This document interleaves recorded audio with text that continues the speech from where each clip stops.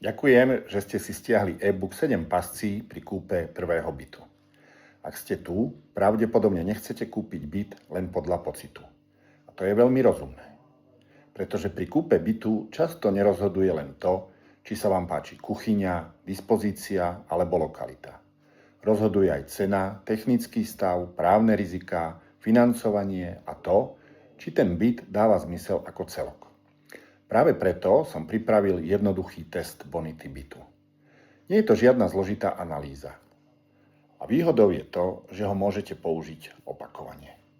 Je to praktický test, ktorý vám pomôže pozrieť sa na byt triezvejšie, ešte predtým, než podpíšete rezerváciu, alebo sa necháte zatlačiť do rýchleho rozhodnutia.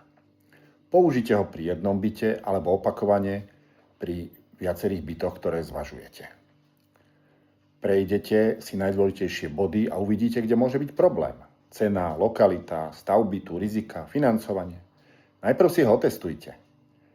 Pokoj pred podpisom je lacnejší než drahá chyba po ňom.